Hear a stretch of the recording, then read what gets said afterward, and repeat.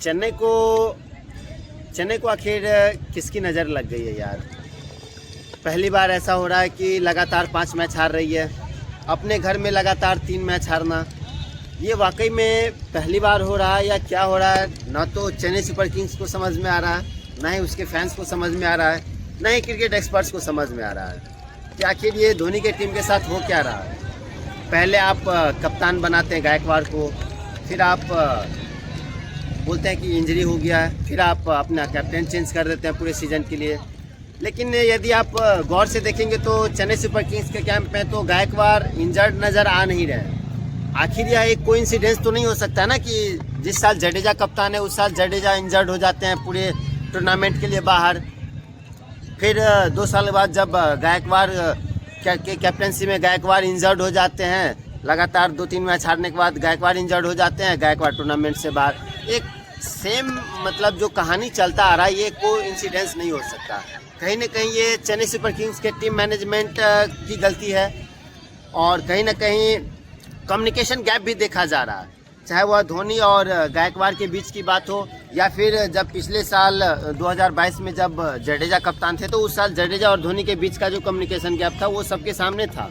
और इस साल वही कम्युनिकेशन गैप आपको धोनी और गायकवाड़ के बीच नज़र आ रहा था कि धोनी कई फैसले से खुश नहीं थे, जैसे कि खलील अहमद के समय खलील अहमद को ये कहना धोनी के द्वारा कि पीछे जाओ, मतलब आगे आओ, और गायकवाड़ इशारा करते नहीं मैं भेजूंगा तुम पीछे ही रहो अभी। तो कुछ ये फैसला देखा गया इस तरह का, आपने भले नोटिस नहीं किया होगा लेकिन यदि आप मैच अच्छे से देख रहे होंगे तो आपने इस तरह की चीज़ों को नोटिस किया होगा कि इस तरह की चीज़ें हो रही थी ग्राउंड में, जहां धोनी की बात गायकवाड़ नहीं मान रहे हैं। अगले ही मैच में गायकवाड़ इंजर्ड हो जाते हैं, जबकि वह अगले मैच के दौरान फुटबॉल खेल रहे होते हैं टीम के साथ, वो एक अलग ही टेंस में दिखते हैं। तो खैर जो भी कहानी हो, सीएसके लगातार 5 मैच हार चुकी है, यही एक सच्चाई है। अपने घर में वह लगातार 3 मैच हार चुकी है, ये पहली बार है। पहली बार सीएसके के साथ ऐसा हुआ है कि वह इतने बड़े मार्जिन से हारी है। 103 रन पर पैक हो जाना, अपना सबसे दूसरा लोवेस्ट स्कोर बनाना सीएसके के द्वारा, और 10 ओवर में हार जाना, ये वाकई में किसी को डाइजेस्ट नहीं हो रहा, चाहे वह सीएसके के फैन हो, सीएसके के प्लेयर हो, सीएसके को कोच हो, असिस्टेंट कोच हो, हेड कोच हो, कोई भी हो। तो आपका क्या कहना है सीएसके के इस प्रदर्शन पर? आप तो सीएसके की तरह नीली जर्सी पहने हुए हैं। जी हाँ, तो मैं ये बोलना चाह रहा हूँ तो मैं ये बोलना चाह रहा हूँ कि यहाँ तक कि टीम मैनेजमेंट जो है ना वो कम्युनिकेशन की मायके, तो मेरे को ये लग रहा है कि यहाँ धोनी और जी हाँ, तो मेरे को लग रहा है कहीं धोनी और गायकवाड़ जो है वो टीम मैनेजमेंट नहीं कर पा रहा, कभी वो उसका बात नहीं मान रहा, कभी वो उसका बात नहीं मान रहा। यही सब वजह है जिसकी वजह से सीएसके में आपस में तालमेल नहीं हो रहा है, और यही वजह है कि लगातार 5 मैच हार रही है। आपने देखा होगा कि पहले मैच में सीएसके को जीत मिली थी एमआई के खिलाफ, उसके बाद से आरसीबी के खिलाफ हार अपने घर में, राजस्थान रॉयल्स के खिलाफ राजस्थान में, फिर आप दिल्ली कैपिटल्स के खिलाफ अपने घर में हारते हैं, फिर पंजाब के खिलाफ पंजाब में हारते हैं, और फिर आप केकेआर के खिलाफ अपने घर में हारते हैं। तो चेपॉक जो कि सीएसके का गढ़ हुआ करता था, जहां पर कि सीएसके का 70% जीत होता था, वहां पर सीएसके लगातार 3 मैच हार रही है। तो क्या लगता है आपको कि सीएसके आपको टॉप 4 में दिख रहा है इस बार? मेरे को तो उम्मीद नहीं है, लेकिन एक उम्मीद था वो जाग रहा है कि पृथ्वी शॉ, डेविड वार्नर या जॉनी बेस्टो, ये तीनों में से एक प्लेयर आ जाएगा सीएसके की तरफ से, तो सीएसके जीत सकता है। डेविड वार्नर का उम्मीद नहीं है, क्योंकि डेविड वार्नर पीएसएल के भी कैप्टन है, और हाँ ये अलग बात है कि आईपीएल के लिए लोग चांद पे जाना भी छोड़ देंगे, ये एक अलग बात है खिलाड़ियों का। लेकिन थोड़ा बहुत माना जा रहा है कि अब डेविड वार्नर का करियर समाप्ति की ओर जा रहा है, तो सीएसके अब वो गलती नहीं करेगी जो गलती वह राहुल त्रिपाठी को सेलेक्ट करके किया उन्होंने, जो गलती उन्होंने दीपक हुड्डा को सेलेक्ट करके किया। और सीएसके को अब ये होना चाहिए था कि पुराने मॉडल को छोड़ के थोड़ा सा अपने आप को अपडेट करना चाहिए था। बिकॉज आप मुंबई की तरफ देखें कि वो नए खिलाड़ियों को उठा करके लाती है, युवा खिलाड़ियों को, और उसको बनाती है वो। वही सीएसके अपने पुराने खिलाड़ियों पर कायम रहती है, जिसके वजह से इस तरह का प्रदर्शन हो रहा है। तो जैसे आप लोग ये बोल रहे हैं तो इनका बात भी सही है, तो मेरा बात को ध्यान में रखते हुए सीएसके को ये होना चाहिए, कैसे कैसे होना चाहिए। देखो जैसे कि स्ट्राइक पे पृथ्वी शॉ जाना चाहिए, नॉन स्ट्राइक पे पृथ्वी शॉ का सिलेक्शन हो गया क्या सीएसके में?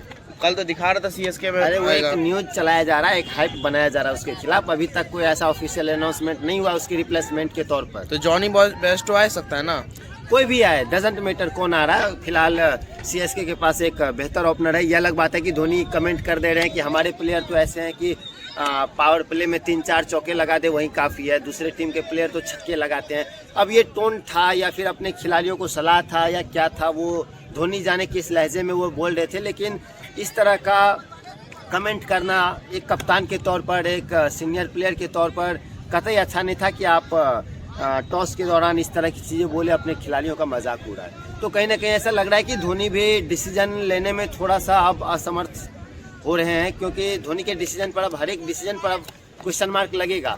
आपने ऋतुराज गायकवाड़ को हटा दिया, ठीक है, ओके, दैट्स ऑल, बट अब आप मिड सीजन भी टीम को छोड़ नहीं सकते हैं, और यदि आप मिड सीजन नहीं छोड़ सकते हैं तो टीम की जो भी बदनामी होगी, टीम की जो भी हार होगी, उसका जिम्मेदार आप होंगे और आप ही को इसका रिस्पॉन्सिबिलिटी लेना होगा।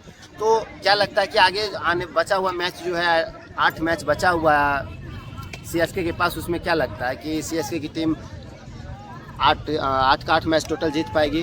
तो यहाँ से तो बहुत मुश्किल लग रहा है। सीएसके नहीं जीत सकता, सीएसके का कम उम्मीद है।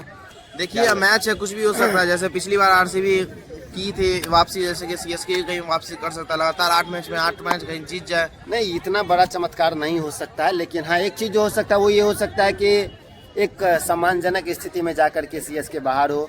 तो आज लखनऊ सुपर जायंट्स और गुजरात टाइटंस के बीच का मैच है, तो क्या लगता है आपको कि आज कौन जीतेगा? आज मेरे हिसाब से लग रहा है कि गुजरात आज बाजी मार लेगा। गुजरात जो कि 5 में 4 जीत करके दूसरे नंबर पर है, दिल्ली कैपिटल्स 4 में 4 जीत करके 1 नंबर पर है। तो क्या लगता है कि शुभमन गिल की कप्तानी वाली यह टीम, जो कि पिछले साल काफ़ी ज़्यादा खराब परफॉर्मेंस की वजह से चर्चा में थी, क्या लगता है कि इस साल वह टॉप पर बनी रहेगी? टॉप 2 की टीम है वो? नहीं है? नहीं। क्यों?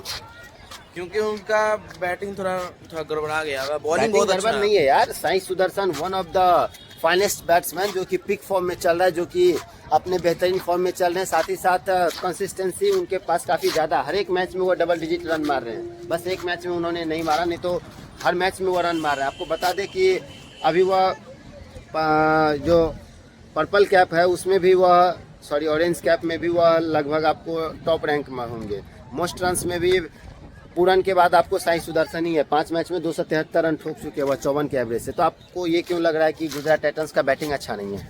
मेरे को ऐसा लग रहा है कि समझिए ना, नहीं, मेरे को दिल्ली इस बार बाजी मार लेगा। दिल्ली इस बार ट्रॉफी उठा लेगा, क्या कि आप देख रहे हैं कि 4 लगातार मैच जीत चुका है दिल्ली। दिल्ली का बैटिंग ऑर्डर, बॉलिंग ऑर्डर सब मस्त है। और लखनऊ सुपर जायंट्स का आप क्या कहेंगे कि लखनऊ सुपर जायंट्स से आपको क्या उम्मीद है आज? लखनऊ सुपर जायंट्स में यही उम्मीद नहीं है कि उसका मेन जो बैट्समैन है ना, हाँ, ये ऋषभ पंत, वो चल नहीं रहा, फ्लॉप हो रहा है यार। मेन बैट्समैन अब आप ऋषभ पंत को नहीं बोल सकते। मेन बैट्समैन अब वो उनके हो गए मिचेल मार्श, मार्करम, पूरन, ये सब हो गए, बिकॉज एक मैच में भी चल नहीं रहे ठीक से। और ये ट्रेंड रहा है कि जो भी सबसे ज़्यादा मतलब पैसे में बिकते हैं जिस साल, उसका परफॉर्मेंस काफ़ी ज़्यादा ख़राब होता है। चाहे वो आप बात कर ले ऋषभ पंत की, पहला केस पिछले साल आपने देखा होगा कि मिचेल स्टार्क जो कि 24 करोड़ में बिके थे, उसका परफॉर्मेंस भी आप देख लीजिए। या जब युवराज सिंह 14 करोड़ में बिके थे, सबसे महंगे 16 करोड़ में, उस साल आप युवराज सिंह का हाल देख ले। जयदेव उनादकट का देख लीजिए, जब वो 18 करोड़ में बिके थे। तो आप खिलाड़ियों की फहरिस्त निकाल करके देख लीजिए, जो खिलाड़ी हाईएस्ट बिड हुए हैं, ऑक्शन में सबसे ज़्यादा बोली जिस पर लगी है, उस प्लेयर का परफॉर्मेंस उस साल काफ़ी ज़्यादा खराब रहा है। तो ये एज एक्सपेक्टेड था कि ऋषभ पंत का परफॉर्मेंस इस बार उतना बेहतर नहीं होगा। बाकी आपको क्या लगता है कि आज लखनऊ सुपर जायंट्स की तरफ से कौन रन मारेगा सबसे ज़्यादा? मेरे हिसाब से तो आज लग रहा है लखनऊ से मिचेल मार्श ज़्यादा रन मारते हुए नजर आएंगे। मिचेल मार्श तो, और पूरन? निकोलस पूरन आज फ्लॉप होते हुए रहेंगे। ठीक है, तो चलिए आपसे 5 सवाल है लखनऊ सुपर जायंट्स और गुजरात टाइटंस के बीच का। ठीक है, कि क्या ऋषभ पंत आज 30+ रन मारेंगे? पहला सवाल। नहीं मार पाएगा। नहीं मार पाएगा। चलिए दूसरा सवाल है कि क्या निकोलस पूरन 70+ रन मारेंगे या नहीं? नहीं। चलिए तीसरा है कि शार्दुल ठाकुर को 2 विकेट मिलेगा या नहीं? नहीं मिलेगा। नहीं मिलेगा। दिग्वेश राठी जो कि एक नई सनसनी है, जिस पर कि जो कि काफ़ी ज़्यादा ट्रेंड भी कर रहे हैं, क्या लगता है आपको कि दिग्वेश राठी 1 विकेट लेंगे या नहीं? जी 1 विकेट से ज़्यादा ले सकते हैं। 1 विकेट से ज़्यादा या 1 विकेट भी ले सकते हैं। चलिए ठीक है। मिचेल मार्श ज़्यादा रन मारेंगे या फिर पूरन ज़्यादा रन मारेंगे? मिचेल मार्श मारेंगे रन। मिचेल मार्श ज़्यादा रन मारेंगे। चलिए ठीक है। गुजरात टाइटंस से आपका सवाल है कि क्या शुभमन गिल ज़्यादा रन मारेंगे या फिर जोस बटलर? शुभमन गिल ज़्यादा रन मारेंगे। शुभमन गिल। यस। और जोस बटलर ज़्यादा रन मारेंगे या फिर साई सुदर्शन? साई सुदर्शन। साई सुदर्शन। कहीं ना कहीं जोस बटलर जिस तरह का परफॉर्मेंस राजस्थान रॉयल्स के लिए दे रहे थे उस तरह के परफॉर्मेंस वह अभी तक नहीं कर पाए। एक अलग ही दबाव में वह दिख रहे हैं, क्योंकि एक इतने विस्फोटक बल्लेबाज जो कि 20 बॉल में 35, 40, 60 मार देता है, वह बल्लेबाज काफ़ी ज़्यादा दबाव में खेल रहा है। आप ये देख रहे हैं कि उनका स्ट्राइक रेट काफ़ी ज़्यादा डिप कर रहा है, हर एक मैच में वही हाल है उनका। तो क्या लगता है कि यह राजस्थान रॉयल्स से जो निकाला गया है उनको उसका प्रेशर है या फिर वाकई उनका परफॉर्मेंस खराब जा रहा है? नहीं, परफॉर्मेंस खराब नहीं जा रहा, वो बैट्समैन पे निर्भर होता है। कभी कभी वो प्रेशर में आ जाता है, कभी कभी वो, देखिए अब क्या मैच ही है, कुछ भी हो सकता है। कहीं ये मैच में कहीं शतक मार दे, ये मैच में आउट भी हो सकता है, कुछ नहीं है, बैट्समैन पे ऊपर है। कभी कभी बैट्समैन का दिन रहता, कभी कभी नहीं रहता। जैसे कि पिछले मैच में आप लोग देख सकते हैं कि ये क्या केएल राहुल का कैच छोड़ दिया था, क्या हुआ, 93 रन मार दिया। ऐसे ही होता है, परफॉर्मेंस पे है। अच्छा, दूसरा कि सनराइजर्स हैदराबाद और पंजाब किंग्स के बीच मैच है, तो क्या लगता है कि वो जो 300 का सपना है, उस 300 के सपना में जो बार बार 100, 120 पे ऑल आउट हो रही है सनराइजर्स हैदराबाद, तो आपको आज क्या लगता है कि आज हैदराबाद से आप किस तरह की उम्मीद का प्रदर्शन कर रहे हैं? देखिए, तो हैदराबाद का मेन दो ही चीज है। पहला ये ट्रेविस हेड नहीं चल रहा है, दूसरा है अभिषेक शर्मा। ये दोनों फ्लॉप होते हुए नजर आ रहे हैं हर मैच में।